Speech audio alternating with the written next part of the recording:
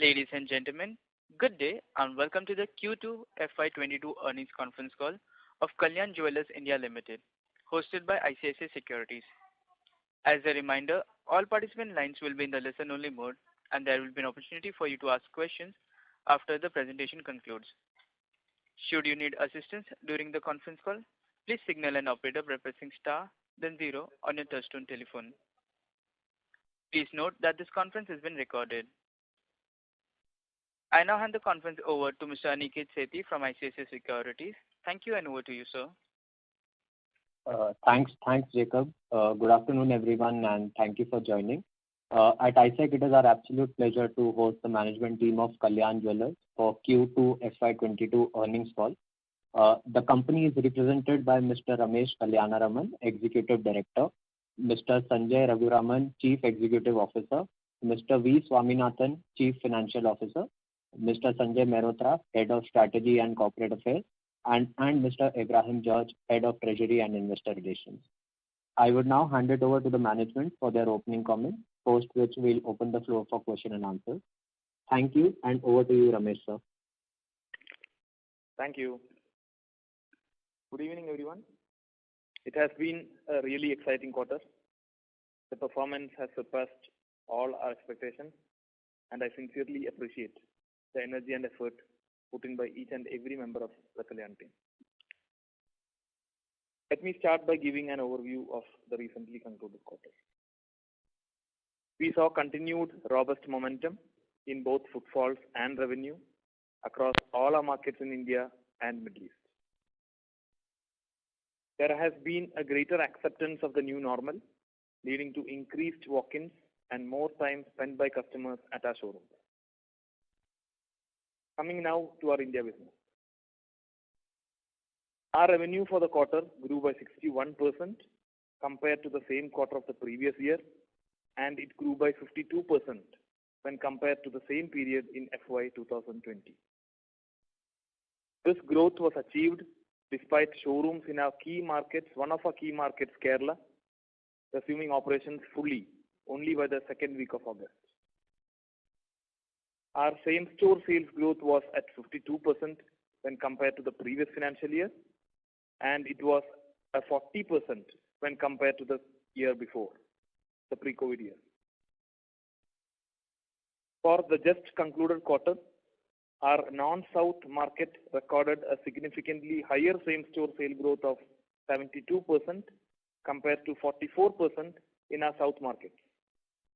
This differential was predominantly due to the COVID-related closure of showrooms in Kerala. While the tailwinds from unorganized to organized continued to remain strong, we initiated various measures to capture this momentum effectively. One notable initiative which the brand undertook was to cater to the additional demand for staple products by introducing more options within the staple inventory. We also introduced studded products with more gold content, which made it easier for upselling to a first-time studded customer. Our campaigns focused on hygiene and COVID protocols helped us to give comfort to customers who had prioritized safety and hygiene while shopping. Our My Kalyan staff, in addition to focusing on wedding and scheme enrollments, were also instrumental in bringing low-ticket rural customers to the main Kalyan showroom. All these initiatives have helped us to leverage the industry tailwinds to our advantage. This not only gave us new set of customers, but also helped us gain significant market share. Gross margins improved quarter on quarter, aided largely by the increase in the studded mix. Our studded share saw a meaningful growth driven by the introduction of updates to our existing collections and return to normalcy in the amount of time spent by customers at our showroom, providing better opportunities for upselling. Our gold savings scheme enrollments have shown good momentum and a healthy growth compared to the same quarter in the previous year. In fact, the scheme enrollment levels have surpassed the pre-COVID levels also. Now coming to our Middle East operations. Revenue recovery in the Middle East has been satisfying for the recently concluded quarter. We have seen growth across all product categories. The market consolidation in the Middle East continues, and margins have been better than the pre-COVID levels. We remain positive on the market going forward as we see the region opening up more to international travelers.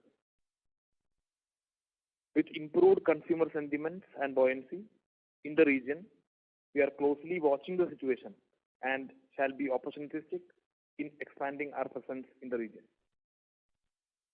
To summarize, the recently concluded quarter has been very exciting, and as we speak, Diwali is just over and we have witnessed continuation in the momentum which started last year around the same time.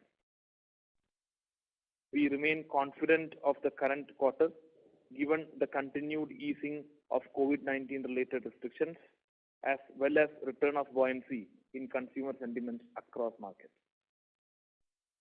Now let me hand over it to our CEO Sanjay, who will take you through the performance highlights for Q2. Thank you.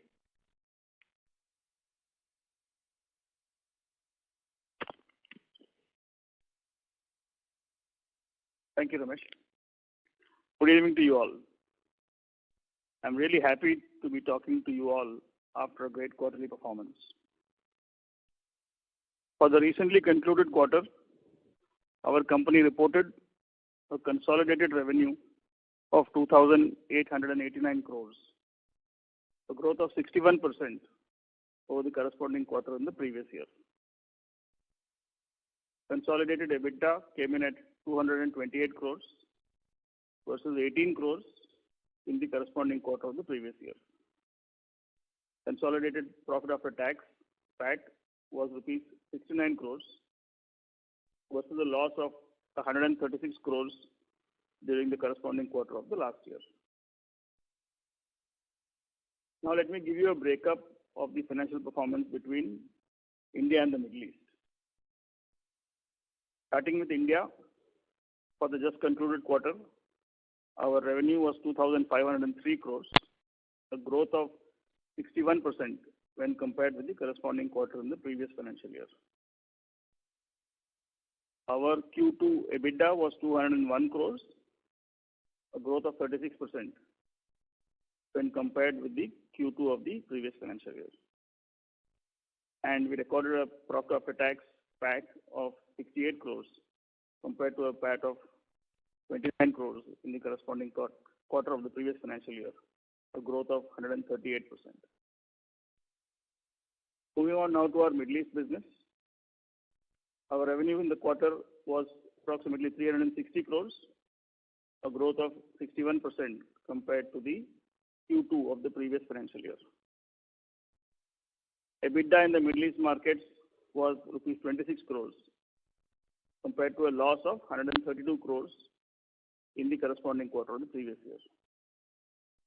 And the Middle East business posted a profit of 35 lakhs for this quarter compared to a loss of 165 crores in the corresponding quarter of the previous year. Moving next to our e-commerce business, Candere. The business posted a revenue of 32 crores in the quarter versus 22 crores in the corresponding quarter of the previous year. The quarter recorded a profit after tax of 54 lakhs versus the profit of 1 crore in the corresponding quarter of the previous year. During the quarter, we had no bullion sale, and the sale of gold coins and gold biscuits, etc., to retail and corporate customers was about 86 crores, which is about 3.5% of our total revenue. Talking about our retail footprint, we increased our retail footprint in India by about 12% in this year so far. And as of today, we operate 150 showrooms spread across India and the Middle East. With this, we are now done with the summary of the financials and can open the floor for questions. Thank you. Thank you very much. We will now begin the question and answer session.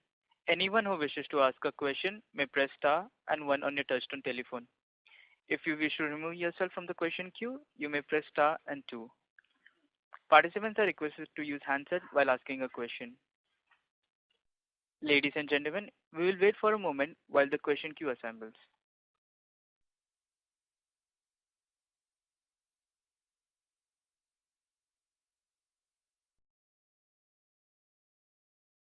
The first question is from the line of Manoj Menon from ICICI Securities. Please go ahead.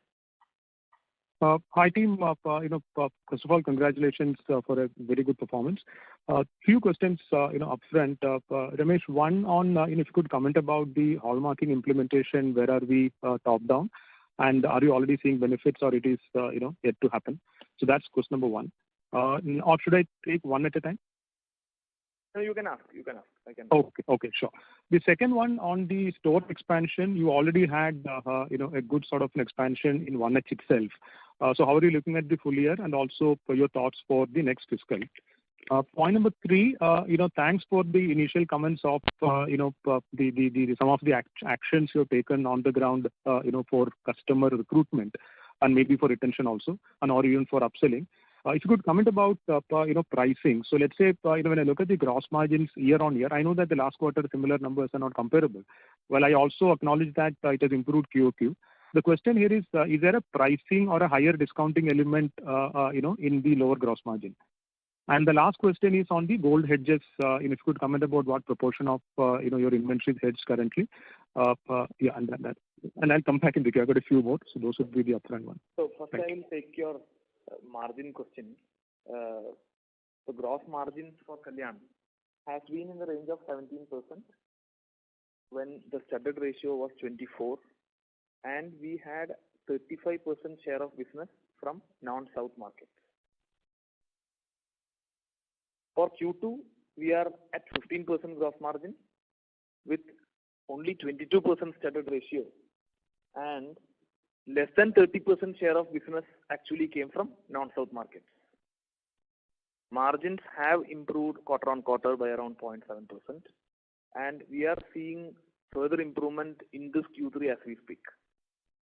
One point I want to highlight there is that in times like this, it is not prudent just to look at the gross margins in percentage. Like your focus or our focus is to win as many customers as possible and improve our market share profitably. Reason why the non-South revenue is below 30% is because we opened 8 new showrooms in South markets out of the 10 new showrooms which we opened in H1. But our vision for 2025 will be to at least get 50% of our revenue from non-South markets, which will really improve our gross margins. And again, of course, the revenue target will be at least to more than double from what we are now. So that is about the gross margin question which you asked, Manoj. Did I make it clear, or I can? No. I will. I got the gist of it. So I'll follow because it's a long queue out there. Yeah. Sure. And good. Okay. Thank you. And the second area where you were asking is about initiatives which we took. I had told you about the initiatives, and that has really improved or that has really helped us to gain the market share and utilize the tailwind which already the sector has for organized segment. And regarding regarding the hallmarking, I think Sanjay, you want to take it? Yeah. So, Manoj, the update on the hallmarking piece is that things today are much more stable and predictable as it was compared to what it was about 2-3 months ago when it was initially introduced. For us, the situation on the ground today is that all ornaments that we are putting out at our showrooms are hallmarked and also marked with the unique identifying code, the hallmarking UID. So we are 100% already in compliance with that. There were infrastructure issues with the hallmarking vendor ecosystem about 2.5 months back. In most markets, there were some delays in getting the inventory back into our shops. But that has now normalized. It has become quite stable. and I think we are past that stage where there were issues in getting inventory back after the hallmarking. As far as the relaxation that the government has given, that relaxation is there there till the end of this month, end of November. What will happen after that is quite something that we can't comment right now. We don't know, but we are fully prepared if it is not extended, and we don't see any challenges on that front. Sure. One question which I had was on the gross margin. Just to clarify, is there a price cut element there in the percentage gross margins? Or let me put it this way: so are you spending a little more than normal to recruit new consumers?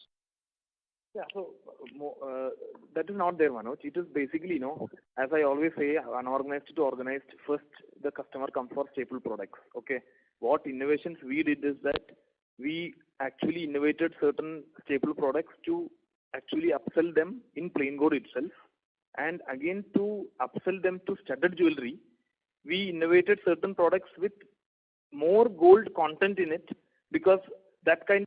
This is the operator. May I take your name and company? This is the operator. Sorry to interrupt you. May I take your full name and company, please? There is no response. Joining you back. Is only because of mainly the south non-south revenue mix, and again the studded ratio coming down by 2%. Very clear. And lastly, on the gold hedges, where are we at? And you asked for some guidance for this year. The store expansion. Okay, so I would say that as we speak, from October to today, the momentum in revenue has been very positive. Diwali was good, Dhanteras was good, but it is not fair for us to expect a 50-60% revenue growth because we are already coming from a bigger base. Last Q3 itself, we had a double-digit growth. So it's not fair for a 50-60% growth, but the growth is very promising even now as we speak. And we don't see anything major which is going to change. And again, hallmarking practice which is going to be enforced fully post November 30th. We really feel that the shift from unorganized to organized may further get accelerated, and we are extremely positive for the running quarter as well as the rest of the financial year. Good luck, team. I'll come back in the queue. Thank you. And regarding hedging, we are fully hedged as of now. Okay, sure.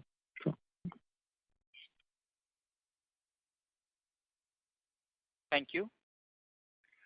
The next question is from the line of Nilesh from Moon Capital. Please go ahead. Thank you. Ramesh, my questions are two or three actually. First is on the revenue growth that you commented on. Can you give us a number of how the festival to festival period growth has been in terms of revenues?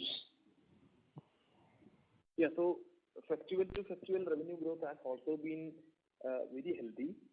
We don't want to give a number because we have not kind of posted it anywhere till today. But again, I will repeat that we cannot expect a 50-60% growth because we are already coming from a larger base, a bigger base. Last Diwali also was very good, but it is very healthy, very strong momentum is what we see till today. Okay, got it. Shifting to the metal gold loan, it is about 1,000 crores on your balance sheet at this point in time. And if I do a rough math, it works out to about, I would say, close to 30% of your overall gold inventory, which is there. What stops you from taking this to, let's say, 2/3 of your overall gold inventory? Now, the reason I ask this question is that your inventory is about 4,000 odd crores, 4,500, close to 4,500 crores on a consolidated basis at least. If you take, let's say, 70-80% of that as being gold, there's a very healthy headroom to increase the GML contribution. And the gap between GML and inventory-led model would be a good 5 percentage points on the cost of funds. And that would equal to essentially 1 quarter plus of your profits. So what stops you from doing this? I want to understand that. Yeah, so nothing stops. So you are really right. Our intention is to at least take it to 50% of our total inventory. Beyond that, it will depend on the inventory turn. But you rightly said our intention is to take it to 50%. And why there was a dip from the gold loan when compared to the previous quarters, because we had taken inventory in bulk for opening 10 showrooms, and there were closures, maturities which came on a 6-month basis, and that is why it dropped to a 50-100 crore level. Going forward, you will see the graph going up, and our intention is to at least make it in the range of 1,800 crore on a Concall gold loan before the end of the financial year. Okay, before the end of the financial year. Okay, got it. And my number is right? About 5 percentage point is the cost of funding gap between G and putting that inventory on your balance sheet? Yeah, you are right. Okay, got it. Yeah. Got it. And can you give us the number for debt, gross and net? The reason I'm asking you that because some part of it may be sitting as current liabilities. Yeah, Swaminathan, can you take it?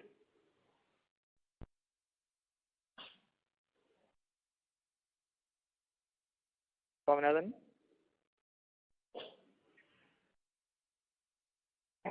Hello? Yeah, Swaminathan, can you take the question? Yeah, I'm speaking. Are you all able to hear? Yeah, now we are able to hear. Yeah. So, regarding debt at the net debt level is more or less at the same level compared to the quarter 1 and Q2. So, is there any specific point you want to know? No, what's the number? For example, if you look at Q1, the net debt is 2,632 crores, and if you look at Q2, it is 2,652 crores. A difference of about 15-20 crores only. Okay, and this includes about 1,000 crores of GML. Yes. Okay, got it.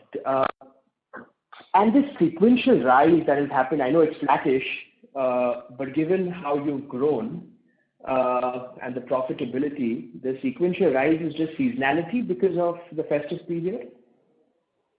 No, so you are looking Q-on-Q revenue growth?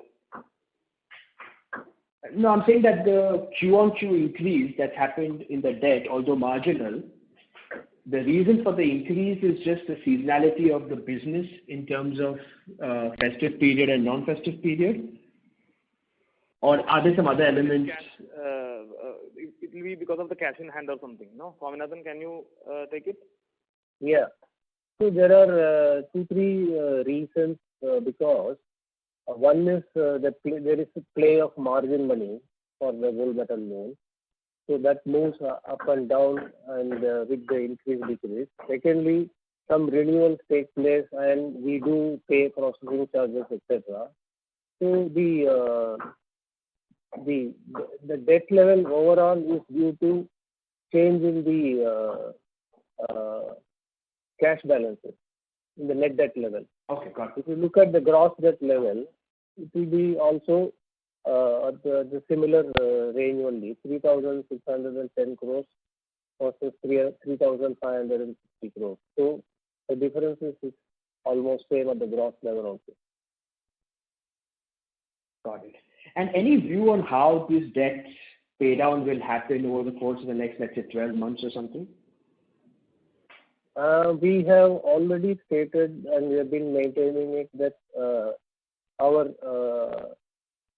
aim is in the medium term to target the debt equity level of about 0.75, and this will be mostly by accrual of profits during the period ahead, and we don't foresee any increase in that level.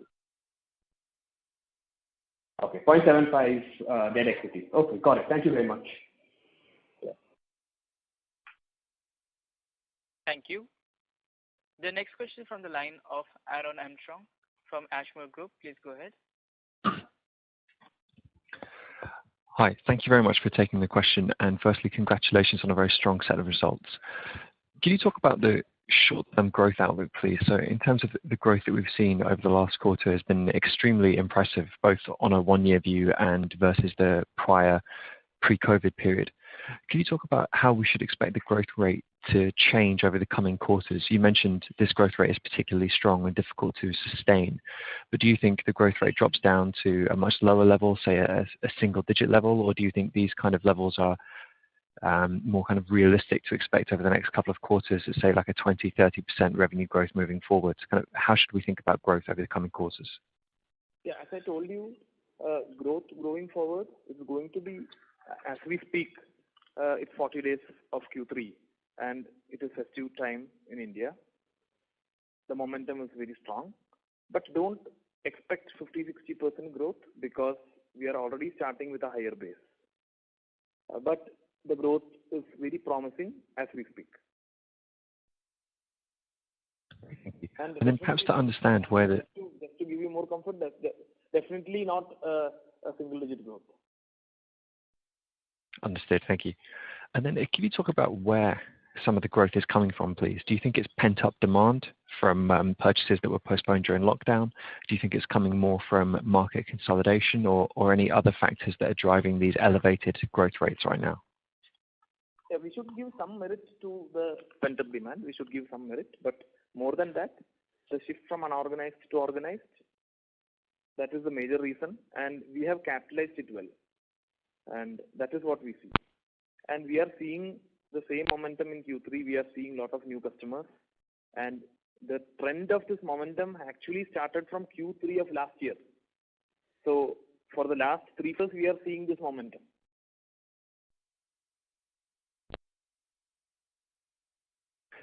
Do you think the hallmarking rules are beginning to have an impact on customer behavior, or do you think we need to wait until they're fully implemented at the end of this month before they begin to have an impact? Yeah, so by November 30th, government is making it fully mandatory, wherein all the inspection, etc., will start at the store level, wherein it will be very tough for small retailers to sell without hallmarking.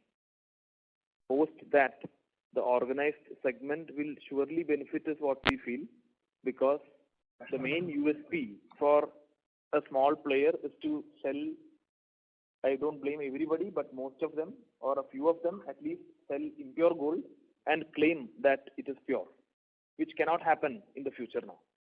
And again, one more focus area is HUID, wherein each and every product is marked or tracked right from the production times itself.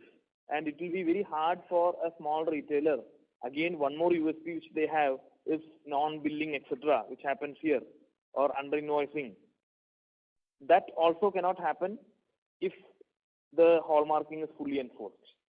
So unorganized segment is going to be further hit because of this, and we believe that the shift from unorganized is going to further get accelerated.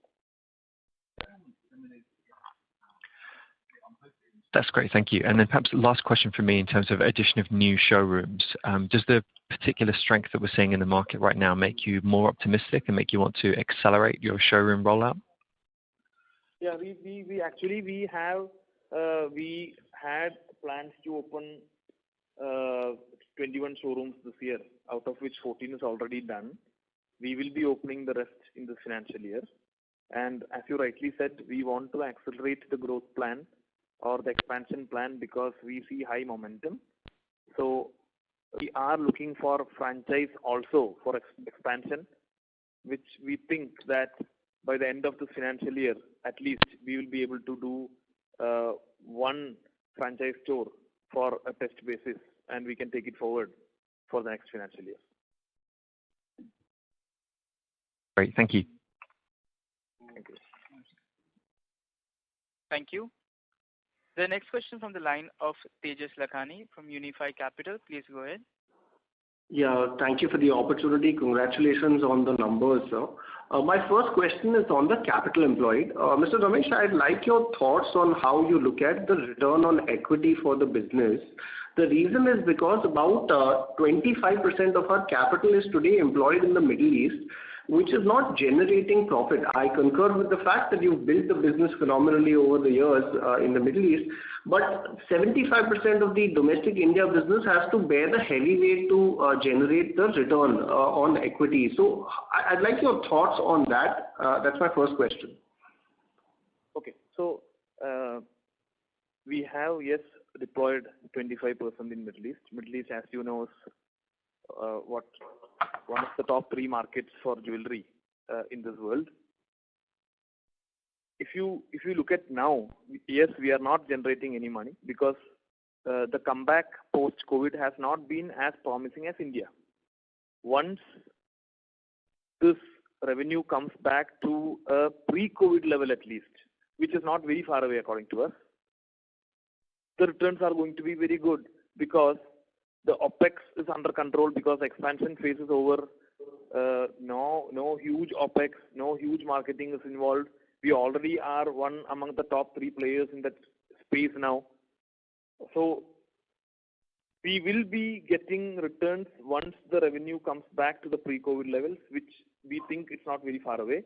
And that employed or deployed capital is going to really fetch us what we want. And the main additional point which all of us should understand is that all additional revenue post that which comes from the Middle East market is going to completely flow to your bottom line, which will really benefit your return ratios. And no other Indian company has been able to be successfully take over market in that space, even if they invest money. So that is the main advantage which the brand has done over the past 6-7 years in that space. Got it. So my next 2 questions are more, more compliance based. So could you qualitatively tell us more that the ASP spends, how should we be looking at it? This 50 crore that you have reported this quarter, do we see that kind of a spend every quarter from here on? Yeah, so advertisement and marketing expenses are in the ratio of at least 1.8% of our revenue in Q2. That is actually as per our target. It used to be more than 3% in the past when we were on an expansion phase and when we were on a brand building exercise. So now it is at a 1.8%, which is again, I think it can go to that level even in the future. So you're saying it will be at around these 2% levels as you continue to do store expansions in the non-South markets as well? It should be in the range of 1.6 to 1.8 because we don't have any area even in non-South markets where we don't have a store. So all the expansion in non-South markets are in the areas where we already have established our presence. So there is no new area for us to go and explore. So we think that the A&P expenses will be in the range of 1.6 to 1.8% of our revenue. Got it, sir. And sir, what has been the capex per store for the 10 stores that you have opened up this year on an average? It would be in the range of 4 to 5 crores. Okay, 4 to 5 crores. Got it. And sir, just last question is that you mentioned a brief second back that you are looking at the franchisee route. So I just wanted to understand, so in this franchisee route, will it be a franchisee-led model where the inventory will be Kalyan's, or will the inventory also be the burden of the franchisee?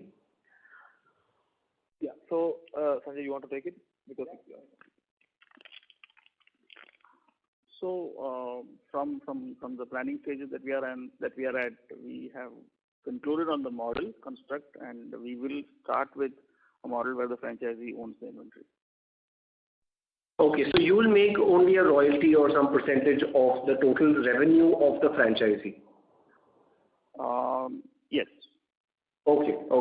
And so lastly, how do you look at the revenue per stores for the older and newer stores? Could you comment a little bit more on that? Yeah, so it depends upon, it's not about old and new, it depends upon your tier 1, tier 2, tier 3 stores. So historically, the store revenue will be in the range of 70 crores, 60 to 70 crores on an average. But there are stores which do more than 200 crore. There are stores which do 50 crore. It depends upon your location. It cannot be like all the stores can be 60, 70 crore. You know that. Right. Perfect. Okay. The advantage is that even older showrooms are now clocking high SSG. SSG, even when compared to the pre-COVID year, it is in the range of 40% now. Okay, got it. And sir, just lastly, the focus will be to continue to grow the India piece very clearly, right? No further capital allocation to the Middle East. Yeah, our focus is predominantly to grow in India, because India we have done all the hard work. It is the right time to completely capitalize what we have done. Middle East, we are very opportunistic.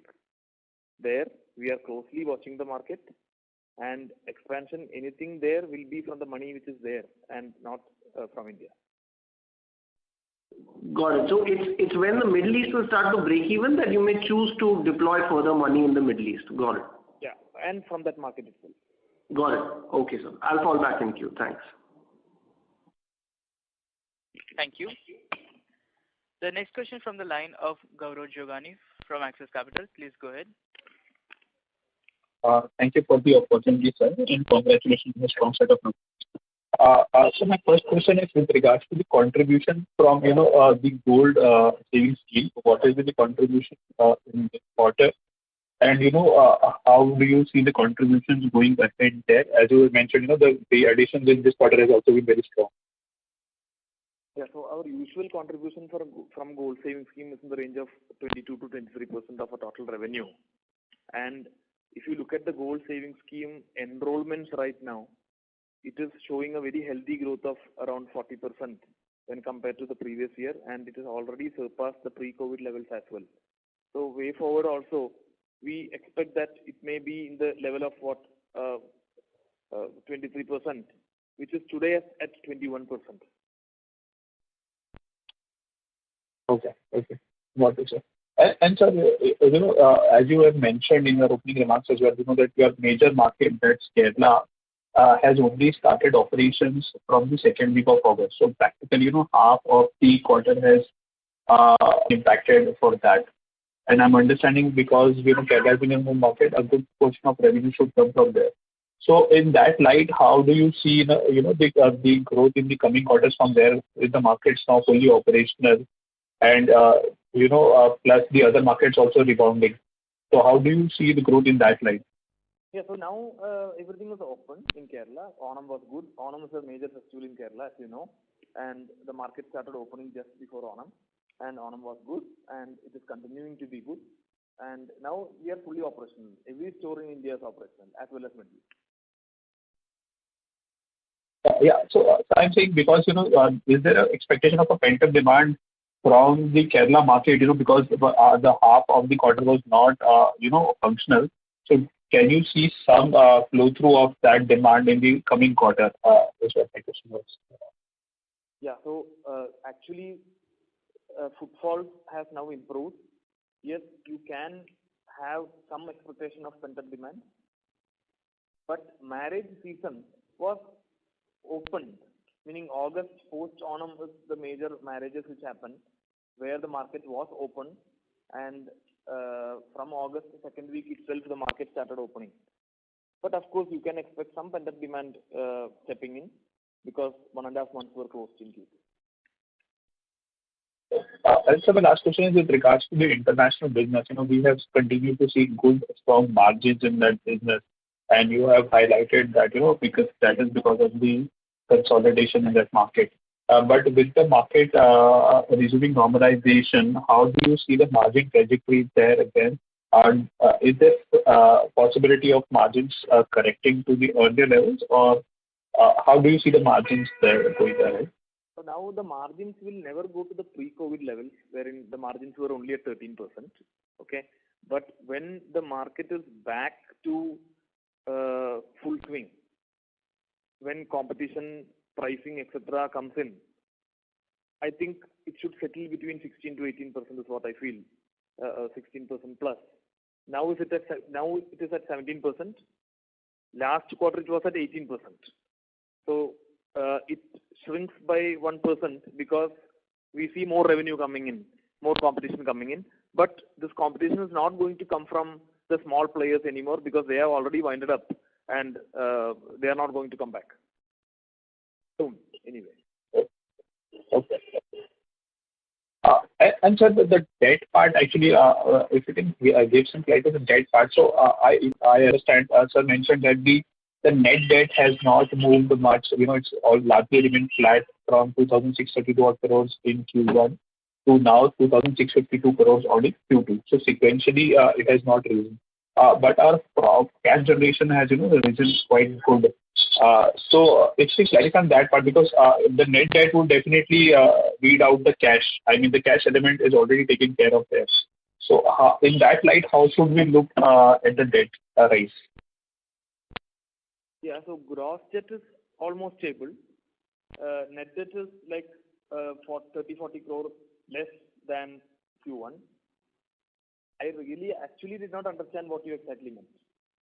So my question was that ideally, because your profit QQ has risen so much, I mean, shouldn't the net debt be lower, much lower rather than that cash flow directly goes to your inventory when we add new stores, etc. So that cash flow does not come to reduce the debt, because that is not the main part, wherein we are in a growing stage where it is the idea is not to reduce the debt but to grow. Got it. That's helpful. Thank you again for this. Thank you so much. Thank you. A reminder to all participants, you may enter star one to ask a question.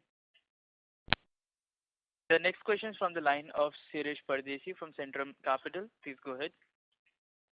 Yeah, hi, good evening, Ramesh and team. Thanks for the opportunity and hearty congratulations. Thank you. 2-3 questions. When I look at your slide 29 of the presentation, you said that gold revenue has grown 59%. Will you please help me to split this 59% growth as what is the volume, what is the price, and what is the realization or studded? Yeah, so if you look at the growth in revenue and versus volume, okay, actually we don't track growth in volume, but if you look at the gold price variation between Q2 of this year and last year, it would have been in the range of 10%. So the volume growth will be at least 10% more than the revenue growth which is recorded. Got it. So that's what my assumption was, but anyway, you clarified that. Yeah. Second point on the right-hand side, when you said that the studded has grown 64%, while when I see the contribution which is not much moved up, I mean from 20.2% to 22.6%. Ideally, of course, Kerala is not the right example because Kerala would not have high saliency from the studded ratio. But in which market you face this door growth in terms of studded? So first of all, when your south share goes up, okay, the studded ratio also comes down, because in South India, the studded ratio usually is in the range of 21 to 22%. And outside South India, it is in the range of 30%. So now in Q2, 71% of the revenue came from South markets. That is predominantly because we opened 8 new showrooms in the South. Yes. And that will surely affect the studded ratio. Okay. And okay. Overall margin will also be impacted because of that. Okay. My second question is on the Kerala market. Would you be able to quantify what was the contribution or sales last year when things were normal from Kerala, and what was the number which we have got this year? Maybe in terms of a domestic contribution or maybe absolute value, whatever you are comfortable. Yeah, usually we don't, it's very competitively sensitive, and we don't give state-wise data like that. I can take you separately and give you some information if you want. No, the reason why I'm asking, because see, half of the quarter Kerala was closed, and even if you have given the example of Onam and things has happened, I was there in Kerala, and even Onam was there in some pocket which was celebrated, but half of the pocket was closed. I mean, there are a lot of restrictions. So what I'm trying to understand is that demand which has got deferred after 30th September will definitely come back because you have a strong presence and the brand is well known in the nearby area in the Kerala. So I'm not trying to quantify, but I'm just trying to say what is the flow through demand which has happened purely from the Kerala, because it's a strong market. Yeah, so we, as I said before, of course, we can expect some pent-up demand coming in, but the major revenue comes from wedding and wedding related, which actually happened as per schedule because wedding season, every showroom was open and the state was also open. And because it is very competitively sensitive, I am not very comfortable to share details in terms of revenue, if you don't mind. That's all right. I'm just saying that, I mean, of course, because you said that somebody earlier participant, you said that whether you will grow sales 30% above, you try to tone down saying 50% growth will not come. But equally, you also said that it will not be single digit. So I'm not trying to guess the revenue momentum. I'm only saying that there are some logical reasons that you should not see a lower growth in the quarter 3 and even quarter 4. Yeah, even without Kerala, you leave aside Kerala pent-up demand, the revenue momentum was very strong. And even if you don't expect, if you keep out, just to give all of you comfort, okay, even if you keep out Kerala totally, the revenue momentum from the rest of the states are very positive. And even though it is not a 50-60% level, very strong momentum we are seeing. Okay. My last question is on the Middle East part. Though we have the history of only last 1.5 years, and in the international market, you said that you have your gross margin are in the range of about 16-17%. But in your sense, since the time you have entered in Middle East, what is the best gross margin you have ever extracted from that market? We have gone till 18%, but we were at 13% till COVID. Okay, so that from 13 it became 17 to 18 because a lot of small players went away from the market and there was a very good consolidation which happened in that market. So I'm not asking the target, but I think there is still further scope because you have done whatever measures last 4 to 5 quarters by consolidation. So of course you said that you are one of the 3 and there is a competition angle which is also going to help. So in the medium term, you will definitely surpass that 18%. That's what the sense you are getting now? So margins, we should not be very aggressive there because once the market is coming back to normal, there will be at least a bit of a price war competition which comes from amongst the organized players itself, amongst the big players itself. So better don't focus on margin as a percentage. Better we at least be conservative in the range of 16% for the future. But gross profit as an amount will be very good because when your revenue is coming back to a pre-COVID level, you can enjoy that. Sure. Thank you and all the best to you and the team.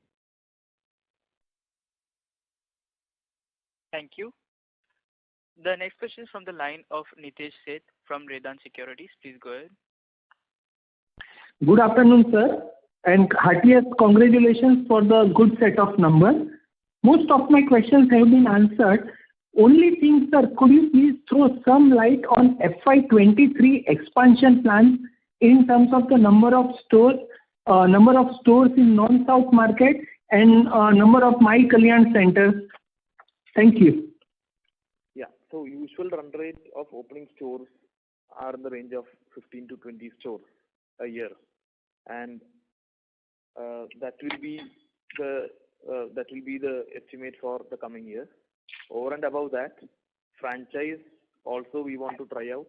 Of course, we don't want to be very bullish on the number of franchise stores which we will open for the next year because we really want to try out a pilot franchise this financial year. Again, take it a bit slow for the first half, at least for the next financial year, and then take it forward. But by 2025, at least we would have doubled the number of stores from where we are today. That's our vision. And to answer your South, non-South, predominantly we will be expanding in non-South markets because again that is a part of our vision to get at least 50% of revenue from the non-South markets. Why I am specifically telling non-South markets is because the margins are very high in non-South markets. Right, sir. And Kalyan, you asked My Kalyan. Yeah. As you know, we have 6 to 7 My Kalyans in and around a particular showroom. So My Kalyan will also grow in line with Kalyan Jewellers showroom. Right. Thank you, sir. Thanks. Thank you.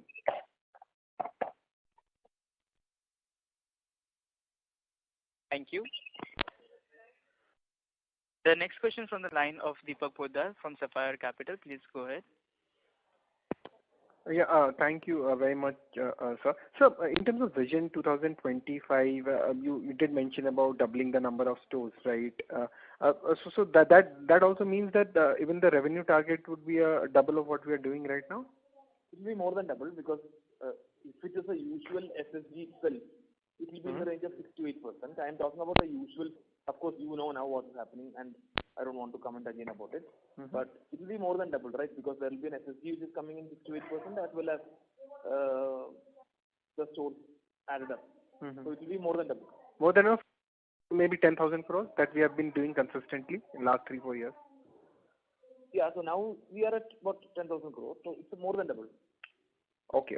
And when we talk about the increasing share of non-South market, where your gross margins are little on the higher side. So what is the gross margin range we are looking at? I think you did mention about 16 to 18% right now when the market stabilizes. But at 50%, how do you see gross margins? So 16 to 18% was in Middle East. Okay.